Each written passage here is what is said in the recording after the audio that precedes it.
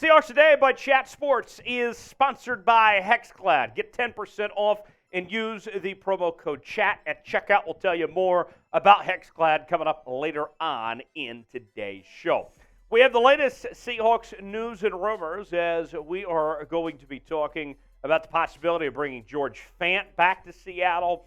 Also, we will examine the likelihood of Anthony Bradford earning a starting job at the right guard spot.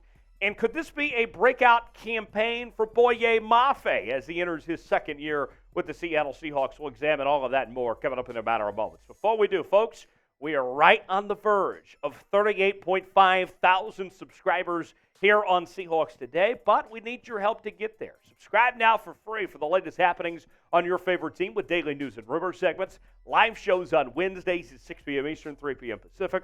Also, here on Seahawks Today, we're going to be doing our watch parties again for each and every game day throughout the 2023 NFL season. So, come on in, stay a while. If they make a move, the Seahawks make a trade or signing, whatever it may be, we're going to bring you a video as fast as humanly possible here. Subscribe now. You'll be glad you did. Join the family. Let's get to 38.5K today. Where we will begin today is with George Fant. You may remember George Fant from when he was with Seattle the first go-round. And Pro Football Focus, they put out an entire list of suggestions for a move that every team should make before the season begins. For the Seahawks, their move was a little more low-key than some of the other teams, but could still be an important move of sorts, as PFF is suggesting that the Seahawks go sign offensive tackle George Fant prior to training camp. Here's more from Pro Football Focus. Seattle found both of its starting tackles in the 2022 NFL Draft with first-rounder Charles Cross and second-rounder Abraham Lucas, but the return of a familiar face in George Fant to serve as the swing tackle once again could solidify the unit. The vibes are high in Seattle, with linebacker Bobby Wagner making his way back to the team this offseason, so why not Fant as well if he can't land a starting gig elsewhere? Injuries derailed his 2022 campaign, but the seventh-year tackle earned a career-high 75.1 pass blocking grade in 2021, playing almost exclusively at left tackle. His 3.2 pressure rate allowed was the sixth lowest among tackles on the season. I don't hate this idea, and sure, his grades last year in 2022 weren't that great, but think about this. You're asking him to be a backup. You're not asking him to be a full-time starter here at this point in his career. I really am excited about what Cross and Lucas are going to do for many years to come as you have those tackles locked up for a very long time. But we saw Abraham Lucas got injured at one point last year. And you got to have somebody that you can trust, you can rely upon if something were to happen to one of those two, or if you just need to give them some rest, whatever it may be. And George Fant, I don't think it's a bad option. Relatively cheap. He's been in Seattle before. He's a decent football player. I have no problem at all with the idea of bringing George Fant in. To me, that makes sense. The numbers from George Fant, we mentioned not great last year in his 516 snaps with the New York Jets, an overall grade of 48.4, pass block grade of 46.7, run block grade of 56.3. I get all that. Don't get me wrong. But we've seen him do well in the past. With that said, here's the backstory on George Fant. Undrafted back in 2016. Started his career with Seattle from 2016 to 2019. Then went on to have 3 seasons with the New York Jets from 2020 to 2022. And you talk about experience, he has just that. With 83 career games played and 60 starts included as well. George Fant, I think, could potentially make a lot of sense for Seattle in this type of role as a backup tackle as far as I'm concerned. So your chance to weigh in, be the GM here on Seahawks Today. Should the Seahawks sign George Fant or not? What do you think? It's our pinned comment today. You might get an ad break. If so, take advantage of it. Get your votes in. Y for yes, in for no. What do you think? Should the Seahawks sign George Fant or not? Let me know what you think in the comment section. Y for yes, in for no. All right, guys, it's time to talk about your kitchen. And no, I'm not talking about your roommate's dishes in the sink. Today's sponsor, HexClad, has revolutionized the cookware industry with a hybrid pan that gives you all the convenience and cleanup of nonstick, the versatility of your grandma's cast iron, and a lifetime warranty just in case you find a way to destroy them. Use promo code CHAT at hexclad.com/chat for 10% off. Hexclad truly checks every single box when it comes to picking your cookware. They are metal utensil safe, dishwasher safe, and oven safe up to 500 degrees. Don't just take my word for it. Celebrity chef Gordon Ramsay uses them at home too, saying, "The sear I can get with these pans is incredible, with absolutely no stick. The temperature control is utter perfection, and the cleanup is effortless. I love using Hexclad at home." Get this, folks. You will be amazed by this. They are the sexiest pans on the market. Look at that, as you can see on your screen right there. You can score points at home. It's time to stop ordering delivery food and start cooking like a big boy with Hexclad. Real cuisine isn't made in the microwave. It's cooked at Hexclad. For a limited time, get 10% off with our special link, hexclad.com/chat. That's 10% off at hexclad.com/chat with code CHAT at checkout. Tell them that Tyler Jones and Chat Sports sent you. You'll be glad you did. That's hexclad.com/chat with code CHAT at checkout. Here's a look at the pans. I did not hit Big Tex in the head with these, contrary to popular belief. And why did I not do that? Because these look too nice. I would not want to damage this pan by hitting Big Tex with this. Even as much as I would like to sometimes, I will not. So why don't you get one of these nice-looking pans so you can make some fine foods and be looking stylish at the same time as well. Hexclad.com/chatsports for 10% off with the promo code CHAT at checkout for more. Anthony Bradford, the Seahawks selected in the 4th round of the 2023 NFL Draft out of LSU. And there's been growing speculation that Bradford could end up with a starting position when it's all said and done before the start of the 2023 season. He's got some competition, but could it happen? According to Corbin Smith of SI's All Seahawks, it very well could. Listen to this.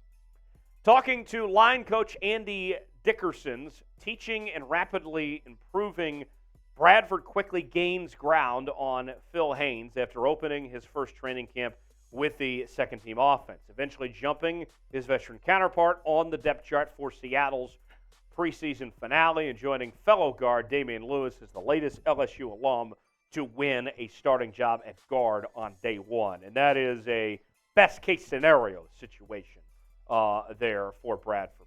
And think about this. Before you scoff at the idea and say there's no way a rookie 4th-round pick would start for the Seahawks day one, let me remind you, okay?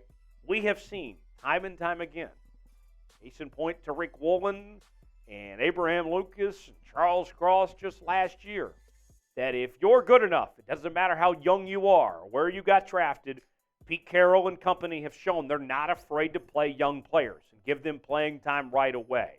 And so I don't know if Anthony Bradford's going to win the starting job or not. I'm rooting for him. I would like to see him succeed and be successful and be a guy the Seahawks could depend on for a long time. But he's going to get the opportunity to prove himself. And he'll have the chance to start out there depending on how things go. I could very well see him being this starting right guard and the Seahawks go forward with him. He'll have that opportunity to do so. The competition for this spot, besides just Anthony Bradford, obviously Phil Haynes is the odds-on favorite to land this role. And then there's also Evan Brown. Think about this. Evan Brown and Olu are competing for that starting center position. But if the Seahawks feel comfortable with Olu being the starting center, then Evan Brown's got experience playing guard. He can compete for the guard spot. Whatever the role is, Evan Brown is going to get playing time in some way, shape, or form. But the Seahawks do have a few options at least when it comes to that right guard spot right now. More on Anthony Bradford. The Seahawks, we mentioned, selected him in the 4th round out of LSU. And his experience includes starts in 17 of 19 games with the LSU Tigers. Go Tigers. That included 12 games at right guard and 5 at right tackle. So he's got some versatility as far as that goes. Also was a part of the national championship team at LSU back in 2019. That was that historically good LSU team with Joe Burrow and Jamar Chase and Justin Jefferson and Clyde Edwards-Helaire and company. He was right there on the front of things there for the LSU Tigers.